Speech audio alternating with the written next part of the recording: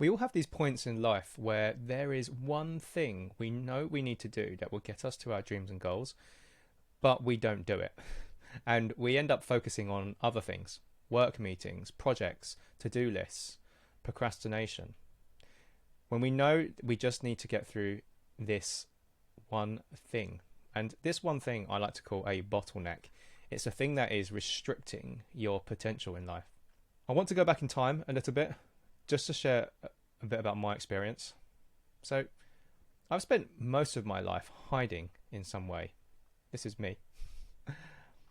Now, what do I mean by this? I've been hiding in the sense of hiding behind my work, hiding behind other people, hiding behind my hobbies and to-do lists and busy schedules. And what's the relevance here? Well, I've been hiding from that one thing, the thing I need to do. And it's this sense of, what do you hide from? You hide from things that you are afraid of in some way. So, life bottlenecks, illustrating it with this bottle here. There is one thing that is blocking your path to progress. We all have this, and I see this with clients time and time again. It's usually a pivotal decision or action that can unlock outsized progress in your life. It is the one thing that will answer your biggest life questions or get you the results that you want to see and the successes that you want in life. But there's this obstacle. So just to remind you what the situation, what is stopping you from getting through this? Well, look in the mirror. It's you. You know the very thing you need to do, but you are also the one stopping you. It's kind of crazy if you think about it.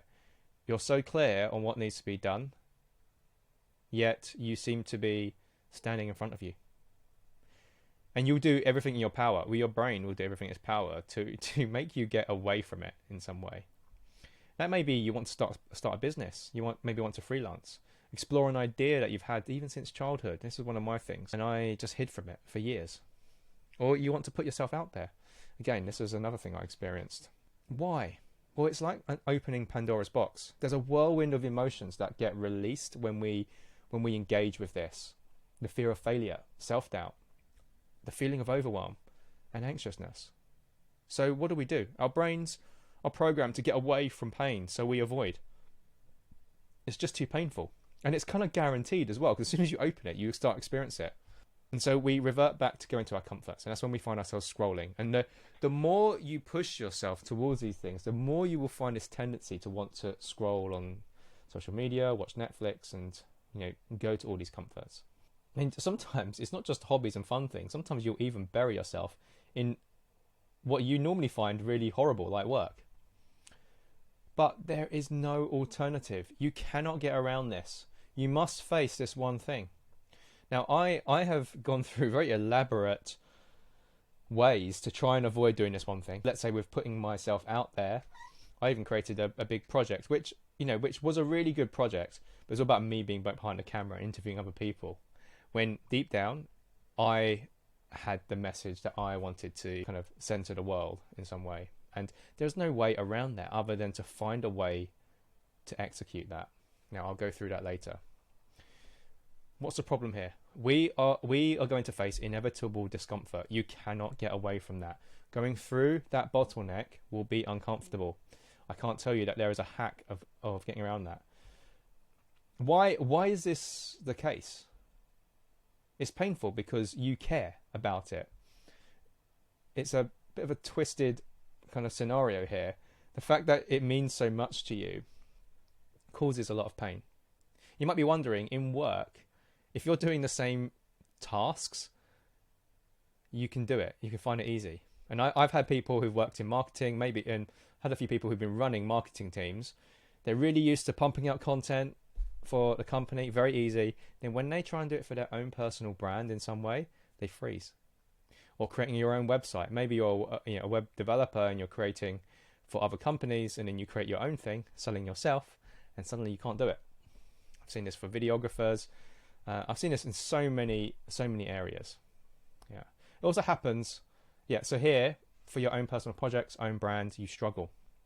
And it's the same thing for giving advice. A lot of people, I've definitely experienced this, and we all experience this. which is when we give advice, it's not your problem, so it's so much easier. There's nothing at stake with that specific situation. And that's why you might find when you're telling other people about how to do things, it is a lot easier.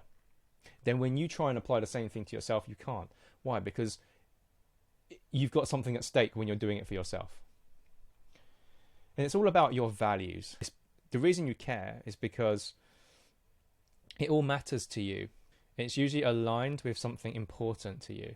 And so it makes you feel vulnerable. Like this little cat with its showing its belly. The stakes are high. So anything in life that evokes that emotion and you care about, you will feel this way. It will feel uncomfortable. And it's why it feels hard.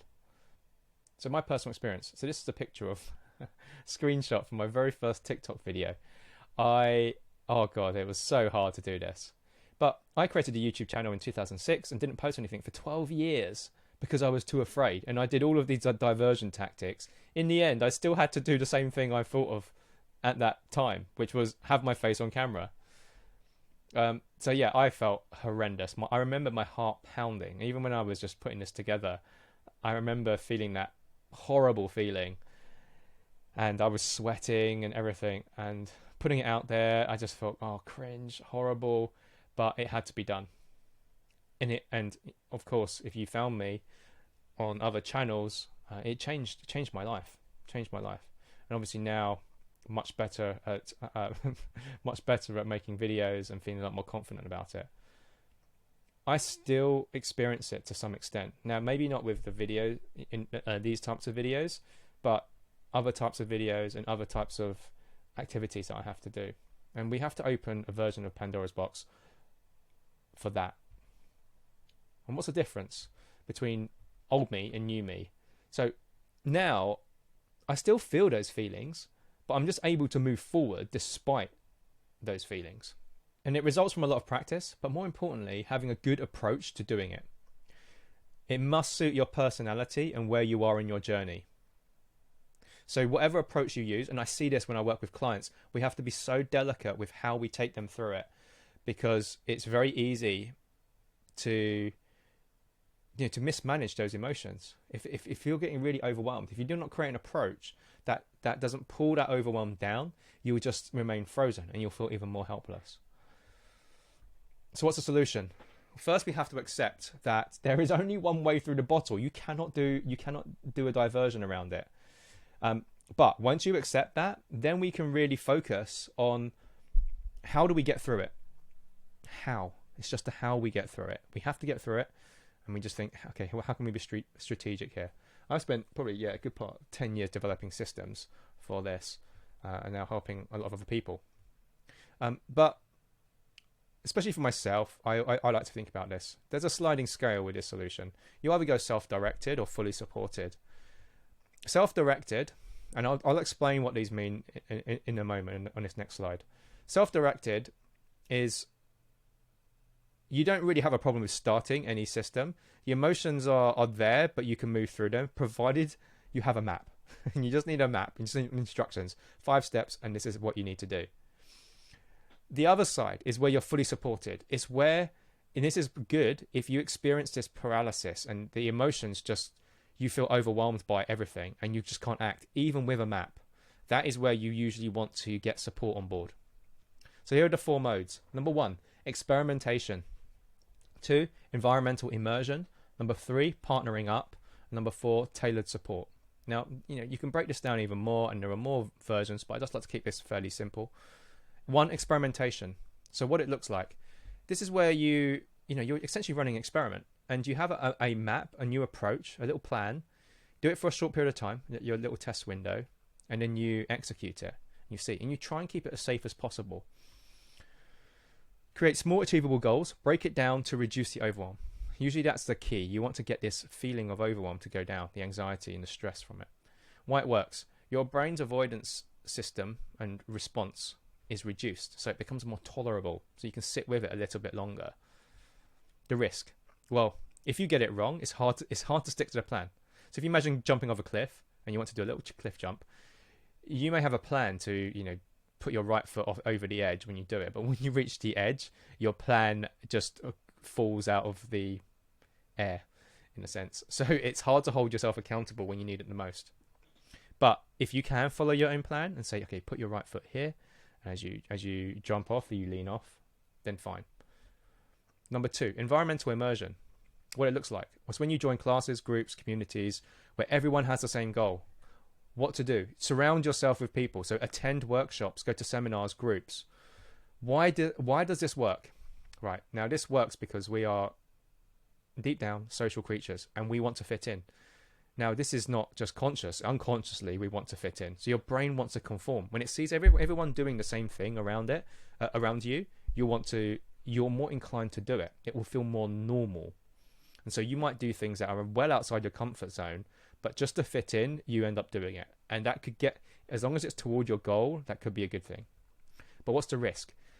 If everyone around you are doing things that are so beyond you that that in itself can become overwhelming, and it's when it's in a fast-paced things. That's why if you're a beginner and you go into an experience class in whatever domain, you can get overwhelmed. I am very sensitive to this. If I go into a group that are too good, I clam up and sometimes go into my shell.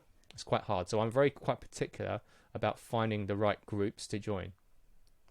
Slightly above me, not too far. Partnering up. What it looks like. Working with a buddy on the same journey. What to do? You do activities together. Update each other on experiences and your struggles. Why it works. Shared experiences make them more tolerable. So you may have heard this saying, misery loves company. If you're both struggling, so much easier to deal with. Risk. It's hard to find a good buddy who's on exactly the same journey, who wants the same thing and is at the same place as you. It's quite hard to find.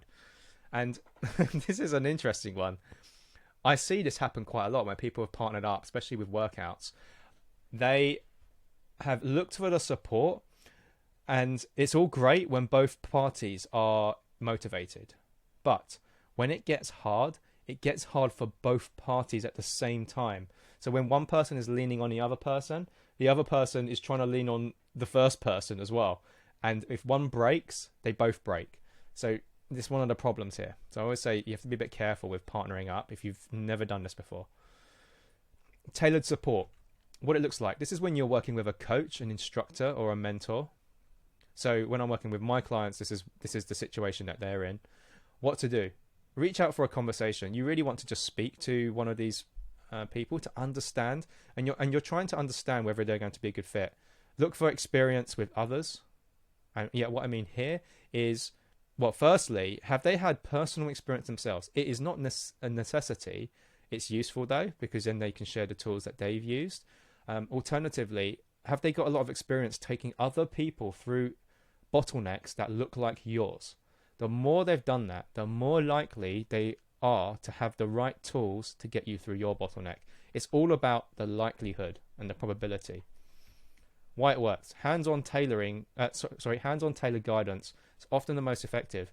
And this is a belief I hold because of the experience I've had working as a student.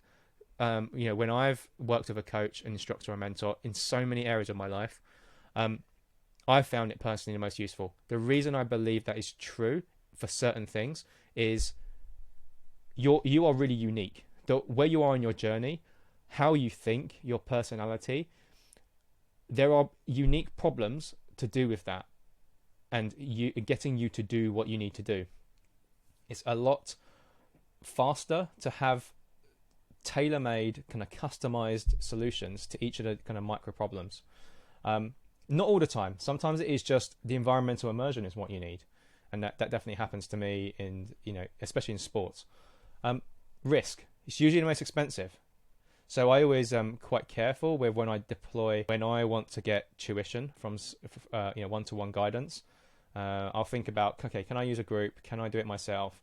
If not, okay, I need some one-to-one help. I've done that really recently with some of my dance classes. I've taken some one-to-one lessons. Sometimes you have a poor fit. If you have an instructor that doesn't work well with you, they may be great and have really good tools, but they just don't seem to work for you. That can be a bit of a problem. I think the easiest way to do that is to go on the vibe. Do you feel like you're making progress? Does it feel like you're growing? ask for feedback from the coach. A good coach or instructor should really tell you and be honest their opinion if there are inefficiencies in the way of working. I always try and do that with my clients. If things are not working great, I'd suggest maybe trying something else. If it is a good fit, I usually know that quite early on, then they will usually feel that growth, and things will be progressing pretty nicely. So think about that. This is my favorite one. It's not the one I always use though. I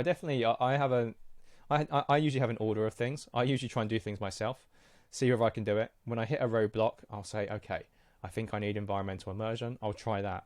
Because I'm so sensitive to environment, sometimes the people there are either too good or they're not challenging enough.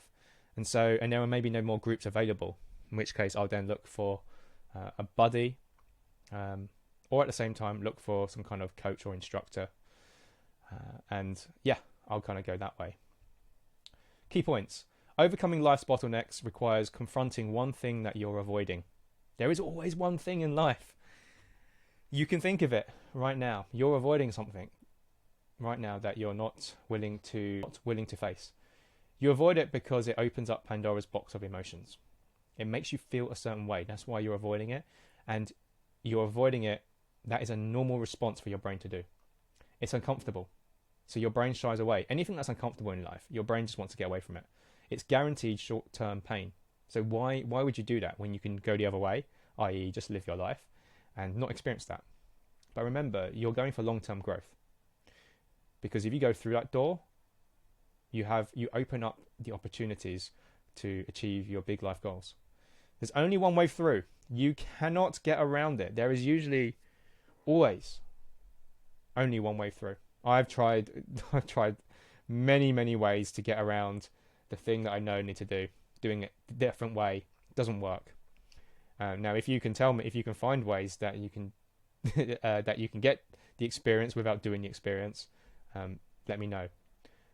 Remember the 4 ways, simplified ways: experimentation, so that's self-directed; environmental immersion, that's where the group around you are doing it, and your brain just picks up on what's going on around you; partnering up, misery and company, with another buddy; tailored support, someone who really understands the game that you're trying to play, your bottlenecks, and can help you through it. So what is your specific action? Identify your bottleneck, face it, understand what is going on here. Then, when you understand that, it is easier to pick the right strategy you need to apply for yourself. And then always start small. Okay, that is all for this video. Hope you enjoyed. See you in the next one.